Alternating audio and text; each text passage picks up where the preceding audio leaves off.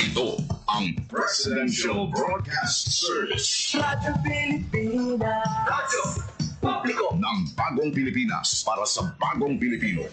Naghahatid ng mahahalagang balita at impormasyon na guugnay ng pamahalaan sa sambayanan. Tulay sa himpapawid ng serbisyo publiko. Radyo Pilipinas. Radyo Publiko. Ang boses ng Pangulo. Sa Iloilo. Radyo Pilipinas. 585 AM. Oras sa Radyo Pilipinas, alas 8:01 sa aga.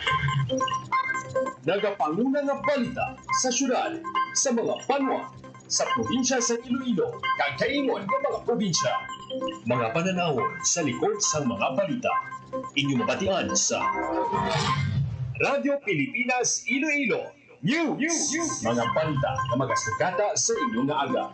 Ginbantayan, ginsunod, gintipon sa Radyo Pilipinas Iloilo News Team. Gikan sa hulot balitaan. Diretso sa inyong palamatinan. Yari nga! Radyo Pilipinas Iloilo News.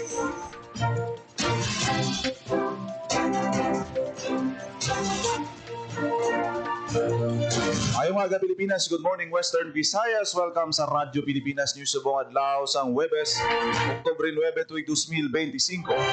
Ako ang inyo tagbalita, Janelle Baclay, kag karon sa aton banantayan kag mainit nga mga headlines. Mayor Raisa Treñas naghiwat o kung nagpatigayon sa iya State of the City Address.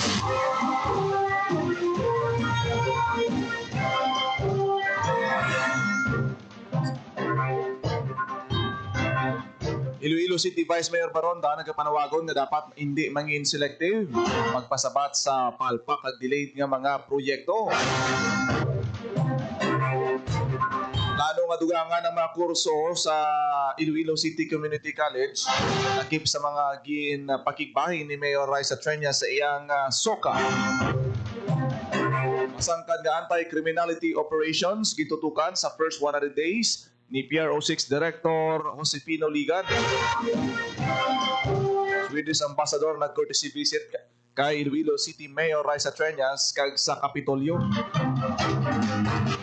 Nagmasobra 4,000 ka mga social pensioner sa Sara Iloilo nagbaton sa stipend para sa fourth quarter sang tuig 2025.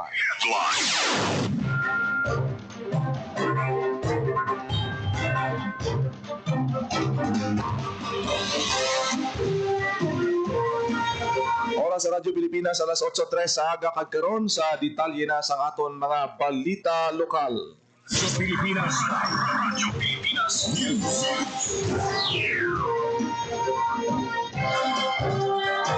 Pulo ka mga balay sa Banwa sa Oton nagkalaguba bangod sang buhawi.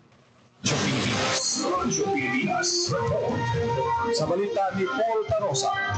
Ginrespondihan sa lokal na panguluhan sa gobyerno ng barangay sa Banwa sa Utong na naapektuhan sa buhawi Martes, Oktubre 7. Sa pagpanguna ni Mayor Sofronio Fusil, ginpadulungan sa lokal na panguluhan ng Barangay Galang kag Barangay Santa Rita sa Rimpulo Kabalay ang nagkalaguba. Magbuwan sa mga balay ni kuba man pila ka postes ng ilagkuwan kag nagdalatumba ang mga puno nga nagresulta sa power interruption sa lugar. Sa karon nagapagigamit ang Banwa sa mga natungdan nga ahensya agud mabuligan ang mga residente nga mabalik ang supply sang kuryente. Para sa Bagong Pilipinas, Porta Rosa, Radyo Pilipinas, Radyo Publiko. Radyo Pilipinas. Radyo Pilipinas News. Kung may arasing palpak kag delayed nga mga proyekto pareho sang flood control, may arasang dapat nga manabat suno kay Iloilo City Mayor Raisa Treñas. Radyo Pilipinas. Radyo Pilipinas Report. Sa detalye sang balita ni Marian Grace Eranya. Dapat may manabat kung may palpak kag delayed nga proyekto parehas ang flood control nga rason sang pagbaha. Ini ang pahayag ni Iloilo City Mayor Raisa Treñas sa iya State of the City Address o Konsoka sa Miyerkules, Oktubre 8. Gimpayag sa alkalde nga madamo sa ginapakatubang nga setbacks ang syudad kag isa na diri ang naglabay nga bagyo nga nagresulta sa pagbaha kag kalisod. Apang ka parehas ang naglabay nga COVID-19 pandemic, gimpasari sa alkalde nga hindi niya pagpabayaan ang syudad. Apang bisan pa sa pagsuporta sa city government, gimpahayag ni Mayor Treñas nga dapat hindi pagpabayaan kag dapat may manabat sa delayed o kon palpak nga mga proyekto. Madumduman nga ginlibot sa alkalde ang pila ka mga flood control project sa syudad kag nakitaan ang iba ni depekto sa pagpatuman sa proyekto. Nakita man niya sa Oktubre 7 sa nagbubu ang madamol nga ulan bangod sa Intertropical Convergence Zone o kon ITCZ ni pila ka mga barangay sa syudad ang ginbaha. Pasalig sa alkalde nga tutukan sa city government ang tanan nga flood control projects kag mga concern nga may kaangtanan diri agud pangapinan ng syudad kag kabuhi sa pamuluyo. Para sa Bagong Pilipinas, Mian Grace Arañata, Radyo Pilipinas, Radyo Publiko. Radyo Pilipinas. Radyo Pilipinas News. Iloilo City Vice Mayor Labla Baronda nagpanawagon nga dapat hindi maging selective sa pagpanabat sang palpak ag delayed nga mga proyekto. Radyo Pilipinas. Radyo Pilipinas. Report. Sa balita ni Marian Grace Arañeta. Dapat hindi mangin selective sa pagpanabat sa mga palpak o delayed nga proyekto. Ini ang sabat ni Vice Mayor Lady Julie Grace Labla Baronda sa panawagon ni Iloilo City Mayor Raisa Treñas nga dapat may manabat sa mga palpak o delayed nga proyekto sa syudad. Pangayag sa Vice Alcalde nga kumiara man sa delayed o palpak nga proyekto ang city government, dapat i-call out man ini. Madumduman nga sa iya State of the City Address o konsoka ginpahayag ni Mayor Treñas nga madamo sang ginapangatubang nga setbacks ang syudad sang Iloilo kag isa na diri ang naglabay nga mga bagyo nga nagresulta sa pagbaha kung sa diin isa sa ginatulo nga rason ang palpak ag delayed nga proyekto kapareho sa flood control project. Dugang payag ni Vice Mayor Baronda nga hindi lang national government projects ang dapat i-call out kundi lakip man ang mga ginapatuman sa lokalidad mga kwarta man ini sa mga pumuluyo. Para sa Bagong Pilipinas, Marian Grace Arañata, Radyo Pilipinas, Radyo Publiko. Radyo Pilipinas. Radyo Pilipinas News. Vice Mayor Labla Baronda nagalaom na maging sustainable ang mga programa ni Mayor Raisa Treñas nga iya ginpahayag nga maayo man nga mga programa. Radyo Pilipinas. Radyo Pilipinas. Sa detalye sa balita. Ginralagway ni Iloilo Vice Mayor Lady Julie Grace Barandaan nga maayo ang mga programa ni Iloilo City Mayor Raisa Treñas sa nakaligan nga isa kagatos ka adlaw nga pagpungko sini bilang alkalde. Ini ang pahayag sa Vice Alkalde matapos sa ginpresenta ni Mayor Treñas ang iyang hinimuan sa ginhiwat nga State of the City Address sa konsoka sa Oktubre 8. Lakin sa gipabugal ni Mayor Treñas sa iya soka ang Rise to Action Pillars nga Rising Health and Social Services, Rising Economy and Rising Livability kung sa diin nagahatag sa pagtabod sa ikayong lawas, social services, pagpabasog sa ekonomiya kag livability sa syudad. Pahayag ni Vice Mayor Baronda nga kabay pa nga ang ginpresenta nga programa sang alkalde kag ang plano sini ang sustainable ag mabuligan man sa City Council pinaagi sa legislative agenda. Dugang pa niya nga natapos na ang pagdihor sa Executive Legislative Agenda o CONELA kung sa diin reviewon ini para malantaw kung sa diin makabulig ang City Council sa programa sang alkalde. Para sa Bagong Pilipinas, Mian Grace Arañata, Radyo Pilipinas, Radyo Publiko. Radyo Pilipinas. Radyo Pilipinas News. Plano sa Iloilo City Government nga magdugang pagid sa mga kurso sa Iloilo City Community College o kon ICC. Pahayag ni Mayor Raisa Treñas sa State of the City Address sang Miyerkules nga magatukod sa bago nga site para sa ICC sa Iloilo Fort San Pedro. Pahayag sang alkalde nga tinutuyo sa bago nga site nga mapasiguro nga madamo pa sa mga estudyante sa syudad ang maka-avail sa libre nga edukasyon sa kolehiyo kag isa sa iya plano among pagbukas ang dugang nga mga kurso. Sa karon may ara sa apat ka kurso nga ginatanyag ang ICC, duha ka non-board courses ang Bachelor of Science in Tourism Management kag Bachelor of Science in Office Administration. Kag duha naman ka board courses ang Bachelor of Special Needs Education, Major in Early Childhood Education kag Bachelor of Science in Criminology. Radyo Pilipinas. Radyo Pilipinas News. Masangkad nga anti-criminality operations ginatutukan sa first 100 days ni PRO6 Director General Josefino Ligan. Radyo Pilipinas. Radyo Pilipinas. Report. Balita ni Paul Tarosa. Sa first 100 days ni Police Regional Office 6 Director Brigadier General Josefino Ligan, madamo sa nalabot ang kapulisan sa anti-criminality operations. Umanid sa nagpungko opisyal sa Hunyo 19 tubtob Setyembre 26, 2025. Nakasentro ang liderato city sa public safety, law enforcement, kag community engagement sa Western Visayas sa kampanya kontra illegal nga droga. Kapin 20,000 grams ng shabu ang nakumpiska sa kapulisan sa 391 anti-drug operations sa diin 543 drug suspects ang nadakpan. Sa kampanya kontra wanted persons, 653 wanted criminals ang naaresto sa kapulisan. Sa kampanya kontra loose firearms, 442 unlicensed firearms kag 62 explosives ang na-recover sa kapulisan. Nanginaktibo man ang Police Regional Office 6 sa kampanya kontra insurhensya sa rin pabaskog ng intensified intelligence operations, community outreach activities kag close coordination sa Armed Forces of the Philippines. Inang nagresulta sa pagka-aresto sa 3 ka rebelde nga may warrants of arrest, pagsungka sa pila ka rebelde kag pagpasaka sa 12 ka kaso may kaamtanan sa terrorism financing. Sa padayon nga pag-alagad sa opisyal sa Western Visayas kay pasiguro sini nga komitido sa gyapon ng kapulisan nga mahatag ang kalidad ng serbisyo para sa pumuluyo. Para sa Bagong Pilipinas, Paul Tarosa, Radio Pilipinas, Radio Pilipinas. Radyo Pilipinas News. Swedish Ambassador nag-courtesy visit kay Iloilo City Mayor Raisa Trenya. Radyo Pilipinas. Radyo Pilipinas. Report. Sa detalye sang balik. Nagbisita sa opisina ni Iloilo City Mayor Raisa Trenya sa City Hall si Swedish Ambassador to the Philippines, Her Excellency Ann Ferry. Nainitigin maton sa alkalde opisyal sa iya una nga pagbisita sa Iloilo City. Inistoryahan sa duha ka mga opisyal ang partnership programs kag estado sa transportasyon, renewable energy, environmental protection kag healthcare programs sa syudad. Gindayaman ni Ferry ang Iloilo City Government sa pagpabilin sa katawhayan sa syudad na isa sa mga ginakilala nga livable city sa pungsod. Para sa Bagong Pilipinas, General Maclay, Radio Pilipinas, Radio Public. Radyo Pilipinas. Radyo Pilipinas News. Alin sa City Hall, nagpadulong man ang ambassador sa Kingdom of Sweden sa Kapitolyo. Agad bisitahon si Iloilo Governor Arthur Defensor Jr. Lakip sa mga naistoryahan sa duha ka opisyal ang kolaborasyon sa Iloilo kag Swedish government sa transport system, renewable energy, mga pamatanon kay ikayong lawas subong man programa sa digitization. Ginpalabot naman sa gobernador nga ang mga naistoryahan nakalinya sa More Progress Iloilo Agenda. Kaupod sa gobernador sa pagbaton sa mga bisita sa Provincial Administrator, Dr. Raul Banyas kag Leadip Center Chief Olin Yusin. Radyo Pilipinas. Radyo Pilipinas News. Inabisuhan sa Iloilo City Health Office ang tanan nga nag-ubog sa tubig baha nga magpadulong sa malapit nga District Health Center kaya mag-avail sang libre nga doxycycline prophylaxis. Iniagod manigawan nga mabiktima sang leptospirosis nga makuha sa mahigko nga tubig. Suno sa City Health Office, kinahanglan mainom ini 72 hours matapos magubog sa baha agad na proteksyonan ang kaugalingon sa balatian. Ang leptospirosis ang dulot sang ihi kag higko sang ilaga nga nagaupod sa tubig baha. Libre makapangayo sang bulong sa mga health center sa tanan nga distrito sa syudad. Radyo Pilipinas. Radyo Pilipinas. Report.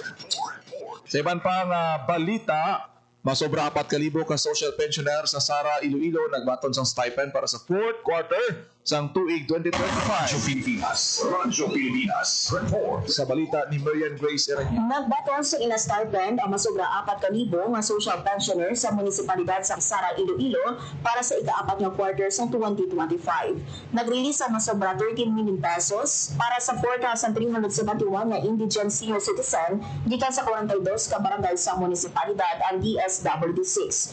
Kada isa ang nagbaton sa tig 3,000 pesos. Ang social pension program nagatulong nga maghatag sang punanan nga stipend sa mga indigent senior citizen nga mga maluya, masakiton o kung disabled nga wala sang pensyon o kung permanente nga source of income, kag wala may ginabaton nga financial assistance hangin sa ila himata. Para sa Bagong Pilipinas, Juan Grace Aranyata, Radyo Pilipinas, Radyo Pilipinas. Radyo Pilipinas News. Magapadala sang 5 milyon ka pesos nga bulig ang Iloilo Provincial Government sa probinsya sang Cebu nga nalitan sang magnitude 6.9 nga linog. Iga paagi sang probinsya ang 5 million pesos nga assistance sa provincial government sang Cebu. Suno kay Iloilo Governor Arthur Defensor Jr. ang pagpadala sang assistance ang ginpirmahan sang nagdigad nga Oktubre 7. Radyo Pilipinas. Radyo Pilipinas News. 72 million pesos nga balor sang relief assistance nahatag na sa mga pumuluyo sa Western Visayas nga naapektuhan sang habagat nga ginpabaskog sa mga nagaging nga mga bagyo. Radyo Pilipinas. Radyo Pilipinas. Report. Sa balita ni Marian Grace Eranyeta. Abot sa masobra sa 22 million pesos, mabilis ang assistance ang napalabot sa mga pamilya sa Western Visayas na naapektuhan sa mabagal naging pabaskong sa Bagyo Mirasol, Nando, Cag-Opong. Sa masobra sa 22 million pesos na ginhatag na relief resources, masobra sa 69 million pesos dili ang ginhatag sa DSWD6, kagang ibang ginhatag sa mga local government unit, non-governmental organization, kag iban pa. Lakip sa ginpalabot sa DSWD6 ang masobra sa 97,000 ng family food pack, balor masobra sa 68 million pesos, 805 ka ready-to-eat food, balor masobra sa 755,000 pesos, tag 95 pa non-food item, balor masobra sa 153,000 pesos. Madumduman nga naglabot sa masobra 645,000 kay individual sa Western Visayas ang naapektuhan sa weather disturbances. Sa karon wala na sa may nagatinayan sa sulod ng evacuation centers o kung sa ila kakilala o kung himata. Para sa Bagong Pilipinas, Mian Grace Aranyata, Radyo Pilipinas, Radyo Publiko. Radyo Pilipinas. Radyo Pilipinas News. Mayroon sa 22 ka volcanic earthquake ang PBOC sa Bulkan Canlaon sa sulod sa 24 oras nga monitoring. Halin sa Oktubre 7 tubtob 8 ang mga volcanic quakes na record sa mga lugar sa La Carlota kag Moises Padilla sa Negros Occidental. Samtang napagkuha naman sa 2,824 katonelada kada adlaw ng sulfur dioxide ang Canlaon sa Oktubre 7. Nagapabilin sa alert level 2 ang Canlaon. Ginadilian naman ang pagsulod sa 4-kilometer permanent danger zone kag pagpalupad sang eroplano malapit sa baba sang bulkan. Radyo Pilipinas. Radyo Pilipinas News. Porsyon sang Nia Road kag San Isidro relocation site siraduhan kasunod sa pagsugod na sang obra sa flood mitigation structure sa lugar. Radyo Pilipinas. Radyo Pilipinas. Detalles sang balita. Himoon nga no entry lane sa mga salakyan ng portion sa Nia Road kag San Isidro location site. Lapos sa MacArthur Drive, Baharo, Iloilo City alin sa Oktubre 1 tungtong Disyembre 30 kasunod sa himoon nga konstruksyon sa flood mitigation structure sa area. Ngayon one-way lane naman ang dalan din sa MacArthur Drive pagkatapos sa San Isidro relocation sites. Samtang ang mga outbound vehicles alin sa San Isidro relocation may makalabay sa alternative route sa Lopez Haina Street o Nia Road na po sa Nakas Haro. Pagkadumilian naman ang tanan ng mga truck at trailer sa paglabay sa area. Abiso sa Iloilo City Transportation Management Office sa mga motorista na magsunod sa mga signages kag advisory nga ila ginapalayag agud hindi makulan.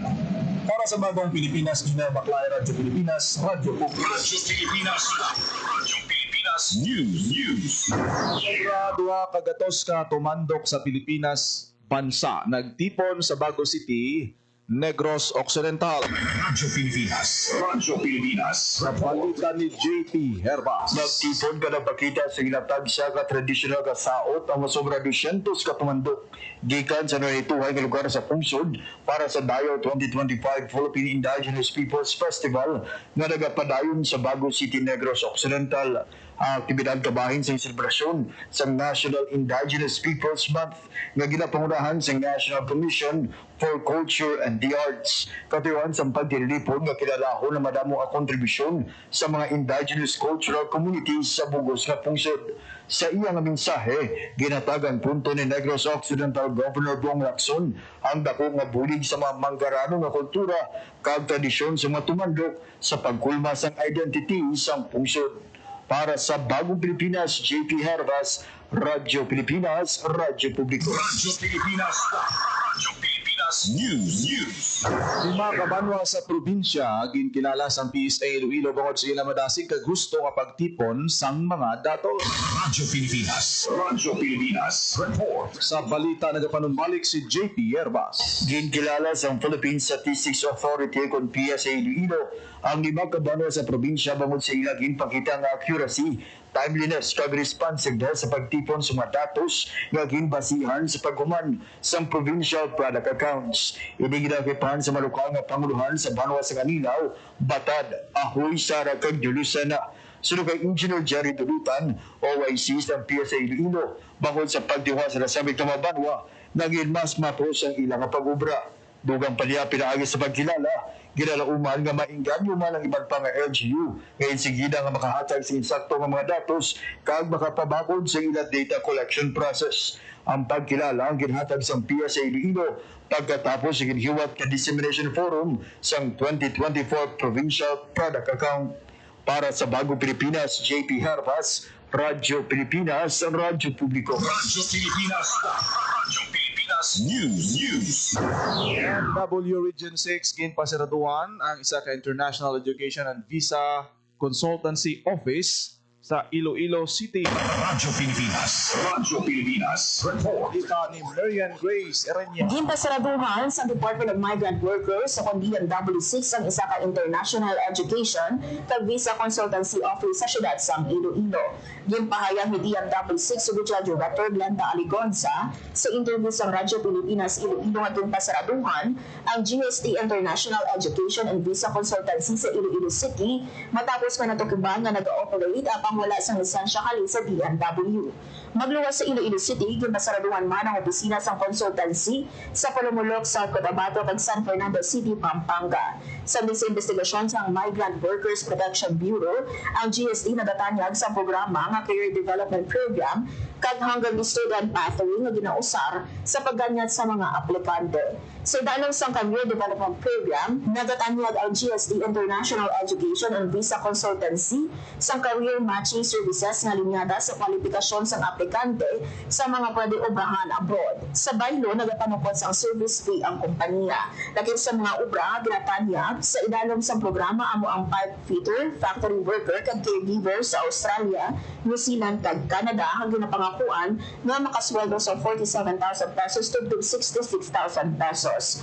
Samtang gipakan ni Ario Aligosa nga sa bilog na Pilipinas, may 31 na ang opisina din pasaraduhan bangon sa illegal recruitment sini nga tuig sa diindo hagikan sa Western Visayas. Para sa Bagong Pilipinas, Marian Grace Aranyata, Radyo Pilipinas, Radyo Publiko. Radyo Pilipinas. Radyo Pilipinas News. Kaso sang teenage pregnancy sa Antique nagdoble sa second quarter sa tuig 2025. Radyo Pilipinas. Radyo Pilipinas News. Sa detalye ang balita ni Hope Torrechante.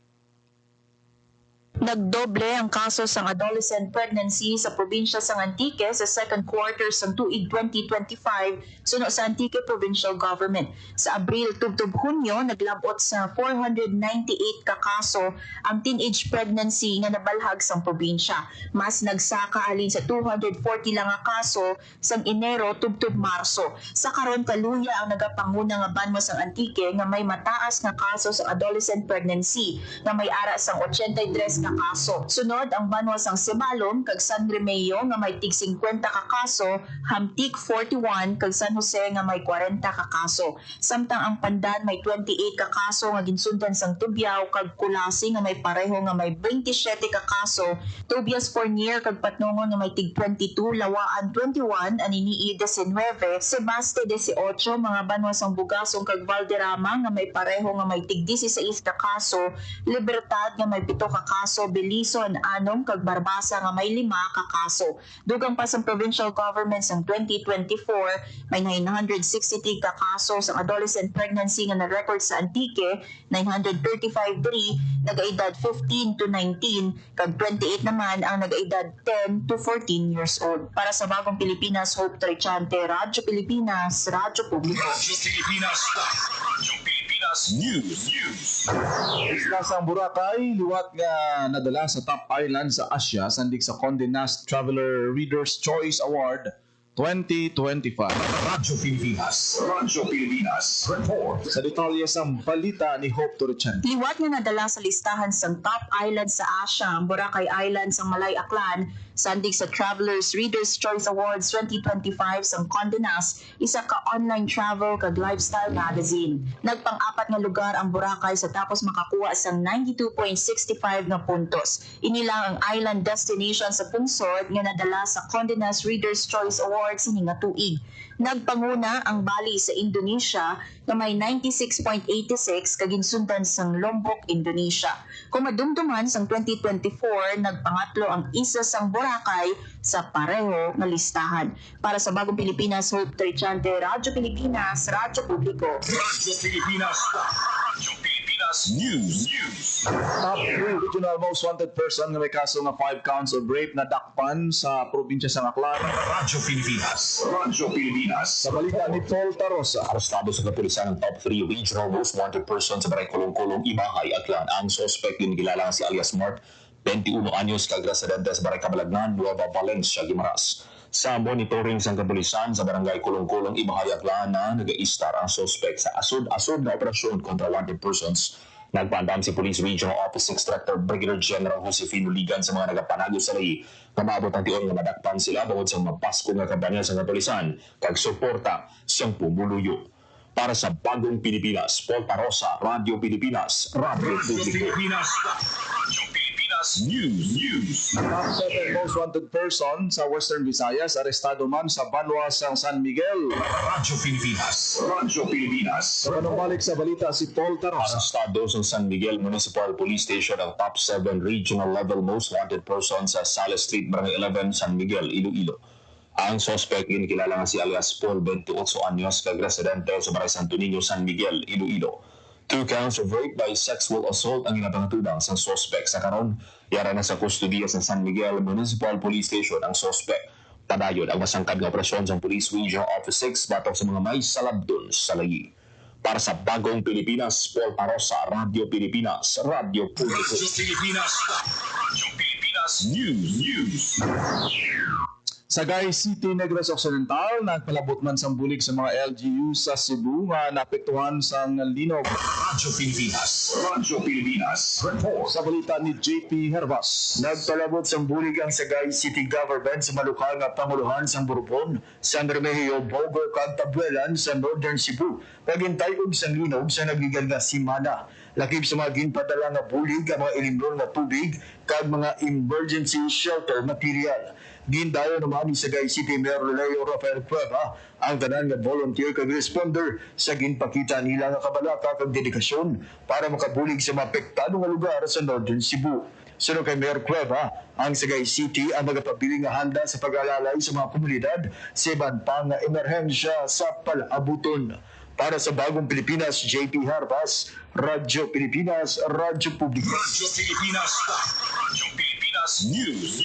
ITBPM Career Fair ginhiwat sa Rojas City. Radyo Pilipinas. Balikalye sang balita. Nagdulong sang IT-BPM Career Fair sa Miyerkules, October 8, ang Department of Information and Communications Technology pinaagi sa ICT Industry Development Bureau kaupod ang Rojas City Government. Kadungan sini nagpadulong sa Rojas City ang mga recruiters, industry leaders, dalagko kag kilala nga IT-BPM companies agud magpangita sang empleyado.